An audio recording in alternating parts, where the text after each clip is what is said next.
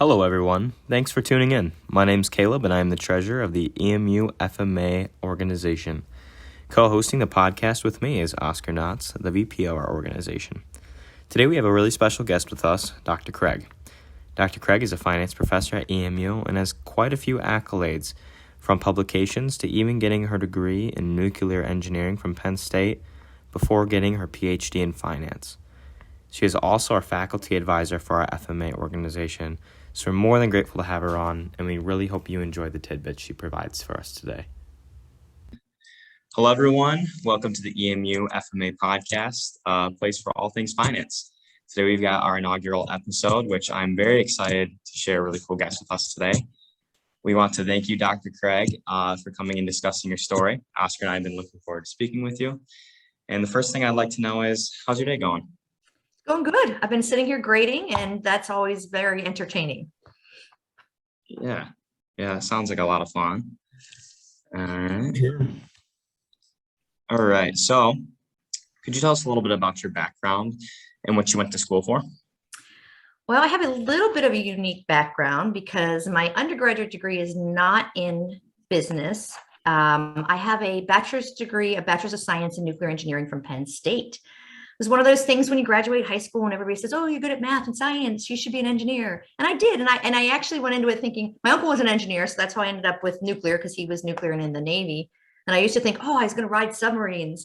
But I didn't realize at the time women weren't allowed on nuclear submarines in the Navy. So I ended up just getting my nuclear engineering degree and going to work in the industry. I did a lot of neat stuff. I did some what's called decommissioning, where you go into areas and environmental areas that are contaminated, you clean them up, you make them safe. I worked at a couple nuclear power stations. I worked at a couple Department of Energy facilities. And at one point I found myself in kind of a management role where I felt I needed a little bit more business background. So I went and got an MBA, and that's where I really just loved finance and fell in love with finance. And I was introduced to concepts of finance in an engineering economy class where they teach you time, value, money. So I think that's why I just really grasped onto it. And I just love math. And so I decided to, I don't know, it was my midlife crisis, quit my job, go back and get a PhD in finance. And it was one of those things I did. I had 2 kids and was, working full time leading up to that. And it just was something I would never change. It was the best decision I made. And I was very thankful I had my husband that supported me for it as well. So then I went to University of Tennessee, got my PhD in finance, and I've been at Eastern ever since I finished that. Wow, that's a lot. The thing that always gets me is how you're able to go through your PhD program with kids. You hear that as being a blocking point for a lot of people. So it's kind of cool that you made it through that. What kind of things helped you push along through that? Because that's tough to balance both. I think you don't sleep a lot. And then it was very interesting from where I went from like an MBA program where you work so hard to get a perfect final product that's, publishable, like it looks beautiful. Someone told me once early on in my PhD program, and it kind of transfers into life. You have to realize when you get to a point where enough is good enough. And it may not be what you want for your final product, but when you have so much on your plate and so much you need to do, so I was told that really early on by a student that was about a year ahead of me, and that really helped carry me through. But a lot of sleepless nights, and I had nights where I literally would be going up the stairs to go to bed as my husband was waking up in the morning and coming down the stairs. And you just do it, and it was the best thing for my family. I got to spend a lot of time with them because I was a little bit more flexible, which meant I didn't do homework. I did homework from like 8 p.m. at night till 2 or 3 a.m. in the morning. But it worked out. You push through. Awesome. So Dr. Craig, what would you say was the transition like from being an engineer to a finance professor? And what do you think carried over in terms of skills? I think that the thing I like about finance is obviously the base in math, which is what I liked about engineering. And if you think of engineering, you're always problem solving. And when you go into academics, faculty always have to have this research side where we're doing research and we're trying to solve problems or explain things in finance. And that research side of finance was really what I liked about engineering, that kind of problem solving and investigating. And at a PhD level, research is very math intensive. It's a lot of regression analysis, a lot of data analysis. And so I think for me, that's why I made the transition so easy. But what really drew me to this was this kind of interaction here, interactions with the students. I can remember sitting in my MBA class, in my finance class specifically, with my professor, Thomas Eisel, who still is a great, support for me going through my PhD program, and I still keep in touch with him. And I remember watching him thinking, I want to do that, and not realizing what that all entailed. And he had a nice talk with me and explained to me, being a professor is not teaching. Teaching's a small portion of it, say 50-60% of it. It's the research and it's service and other things that you do. And the service, when we say service, that's things like I am the advisor for the Financial Management Association. I do that on my time. And I love that. I love working with the students. I love, hopefully helping you guys, develop skills and succeed in the workforce, which is what you're going to Eastern for in the first place. Mm-hmm. Yeah. Well, and speaking about the FMA, what's a little bit about the FMA you could provide to the viewers? What would be a little synopsis of it for those listening who might be curious? So the Financial Management Association is the finance student organization at Eastern Michigan University, but we are a chapter of an international organization. Financial Management Association exists at, the PhD level. They have support for finance PhD professionals, and then at the student level as well.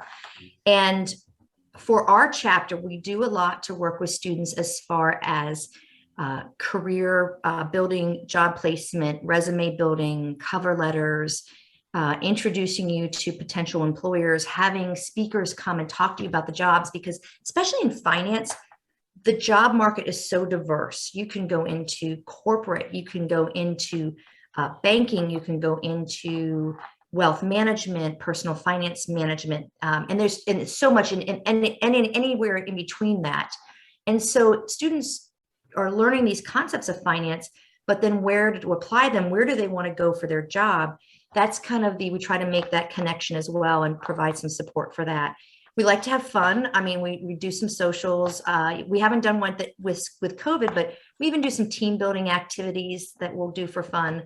And I really do think overall, between our speaker sessions, we do the building as far as cover letters, resumes. We do some Bloomberg building. So some students that maybe haven't had classes that use Bloomberg yet, we make sure students are introduced to that skill as well. Last year, we did some SAS programming skills. This year, we're going to do some macro writing in Excel. So we're just trying to build those skills that you might not necessarily pull out of a classroom to just help everyone out in the workplace be successful. Awesome. Yeah, that sounds pretty good to me. I like it. it. So tell us about the investment challenge. I know that's one of the big draws for me personally. Is just that it was really fun for me when we did it last year. Tell us about that. That's because you did so well at it. So one of the things we started last year, and we've done this a couple years before, but finally that we have Bloomberg terminals, it's been very successful. There's a platform in Bloomberg that we can set up as an investment challenge where we give all of the students $1 million virtually, not real money. Wouldn't that be nice? Yeah. And we give $1 million virtually. And then the students have to make investment decisions. And one of the things about how we set it up is we want it to be fun. We don't want it to be part of a grade, part of any sort of pressure. The students can make it what they want. So some students who really haven't been far enough along in their program yet, it's just nice for them to just pick some random stocks. Maybe they just heard some in the news, or maybe ones that are locally that they can invest in, and then they can see what happens to their investment. Other students that are a little bit further along will go out of their way, do a lot of research, filter stocks using Bloomberg, and identify stocks that they think are going to have high potential as far as beating the index that we're competing against, or higher profit and loss. And so they will not only invest in those, but they will manage that throughout the time period, buying and selling as they need and rebalancing their portfolio. And so then we also introduced some concepts about portfolio management, how you know if your portfolio is performing well. And again, it's at varying levels of students. I think that's good to introduce those topics to students who maybe haven't had their investment class yet, but then the students who have, it's really just a good practical application of it as well. And it's nice because we do offer a cash prize to the top place winners, so that we have a little bit of incentive, as far as performance as well, and a little bit more cutthroat. We report then weekly on how everyone's doing. I competed last year, but I kept myself exclusive to a sector because we had a financial analyst from Barclays, who is an analyst for the energy sector and utility sector. So I only invested in stocks that he recommended as buys. And overall, I didn't do bad. I think I might have came out with third or fourth place, but I couldn't invest in anything else. I did rebalance. I pulled some out, some positions and rebalanced them, but I wasn't able to fully diversify. So risk-wise, I was pretty risky in my investments, but it was fun to do. It was cool kind of taking a step back and looking at everyone doing the challenge, because I unfortunately didn't get to participate. But it was interesting seeing, because everyone had their own little strategy. And it was cool seeing how like everyone's kind of fluctuated based off news and everything. And it was cool seeing the utilities, and that time period actually wasn't a great time period for utilities, but just going based off the purchases that he recommended, you still made a pretty decent return for that amount of time. So that was neat. It was an interesting time just because the overall volatility in the market as well for everyone trying to make their decisions. And of course, you'll compete this year when we do it. So then, and one other carry on to that, which I think is great, is our top 3 place winners from last year's internal competition are actually completing in the Bloomberg Investment Challenge this year, which is a worldwide competition. And so I think the fact that we did it internally gave them great experience because it's using the same platform. And so they're working now on their investment decisions. Oscar is actually one of them. And so they're working on that. And so we're just excited to be able to compete now at that international level and see how we perform. So I think the same thing, hopefully this year, we'll get a lot of students to participate as more of a fun event. And then next year we'll have students then can go on and compete at that international level. Yeah, that sounds like a great experience. That's pretty cool. Kind of reverting back to a previous question, you talked about how there's multiple sectors in finance that people can work. Was there any point in your transition in becoming a finance professor that you thought, oh, well, this career path would look good? Or what seemed attractive to you? Or were you dead set on, I want to be a finance professor? I really was set on being a finance professor. Well, you get your finance PhD and then what you do with that. But I wanted to be a professor because I wanted the interaction with students. That's really why I did this. I have some colleagues. Matter of fact, one of my colleagues that I'm also co-authoring some research with, he works for the Office of the Comptroller of the Currency, and they're the regulatory body of, our financial banking system. Other people who go on to get PhDs can also do research for entities like the Security and Exchange Commission, the Federal Reserve. So there are other positions that they can go into, and even corporate, non-government positions, there are places. But I really wanted to have that experience. And, it's kind of one of those, academics don't get paid like you would in going out into the other job. But that's, for me, it was more the reward and the fun. Having a job that you enjoy, I think, was just carried a lot more weight to me than that. And so that's why I really just wanted to get into academics. Well, that's awesome. It's really translated. I mean, I personally have a class with you right now, and I really enjoy it so far. I've learned a tremendous amount just in the past few weeks of being in there. So it's awesome. It definitely translates. Good. Yeah, you can definitely tell, some professors, aren't so passionate about it, but you definitely are. So yeah, I think. And with the Bloomberg that you incorporate in our classes, that also is a major factor in why it's so fun too. We get to do some real world practical activities. So super cool. And we've been really fortunate at Eastern to have a good donation for our Bloomberg terminals, which is enabling the students to have that kind of skill set. And then I call it experiential learning, that, the practical application of what you're learning in the classroom. And so that's what we do, continue that on with the FMA organization as well, where maybe that's a faculty's decision if they want to use Bloomberg. So maybe there's some classes they're not using Bloomberg, and we can introduce some things into the club that might, help them in their future career, or even in other classes that they now know how to use Bloomberg and they can use it for other things. Yeah. So the next question would be, if you could give advice to beginning college students who are watching, who are starting their finance major, maybe aren't sure if finance is for them, what advice would you give to them about finance major? I have kind of 3 main things, and I say this to my students, and some of them still don't listen. Go to class. Go to every class. Sit in the front. Because then if you have a question, you're going to ask, and you're not going to care what anybody thinks. A lot of times you're coming in freshman, sophomore, you're still very aware of what other people are thinking of you, and you shouldn't be. So go to class, sit in front so you can ask questions. And then above all else, read the book. The book is a supplement to what the professor is telling you. And sometimes, we have different learning styles and we retain information depending on those styles. So if we hear things, we retain differently than if we read something. And the reading of the book really complements what your professors they're telling you. The professor's not telling you everything in that context. If they were, they'd stand there and read the book. And so they're supplementing that. So I really think if students would read the book, that would help them succeed as well and help them retain. The big thing for that is retaining the information. You want to be able to have that retention so that in the next class you take in finance and your finance, I say this all the time, well, you learn this in Finance 350 or you learn this in Finance 359, the students don't remember that. And that's where, it's things like, that's why the classes are set up where you have lecture, you read the book, you do homework, and that all helps with that retention. That's awesome. Yeah. I wish that's how I wish. What's that, Oscar? Oh, no, I was just recapping. So sitting in front, so we can ask questions. Yep. And also reading the book for sure. As a supplement. Yep. Sitting in front, going to class, sitting in front and reading the book. Right. Yeah. Yep. And I think overall that, and some students have trouble with time management. That's why things like the reading the book doesn't always get in there.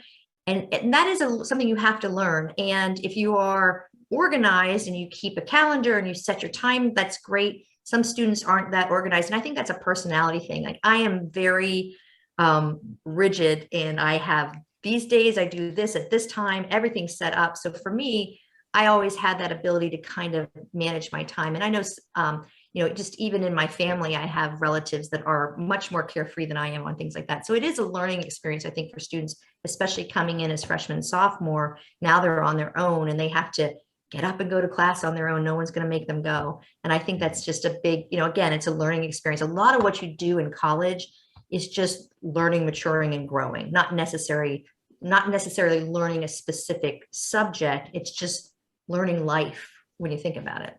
Mm-hmm. It's crazy. Like if you really take time to self-reflect on your college career, like at least for me, how different I am each year and how you look back each year and you're like, why was I that way? Or why did I do things that way?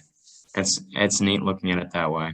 I do that even just for my undergraduate career. I think I got to a point my junior year where I finally realized that I wasn't going to care if I didn't understand something that I was, and that's when I myself sat in the front of the class and asked questions. Even my PhD program, I had a microeconomics professor. He had office hours. I went to every office hour and asked questions, whether I had any or not, like just to go over just if I wasn't sure with something, because he was one of his office hours, I was going to use them. And he told me at some point, I had asked more questions and come to more office hours than anyone he had ever had.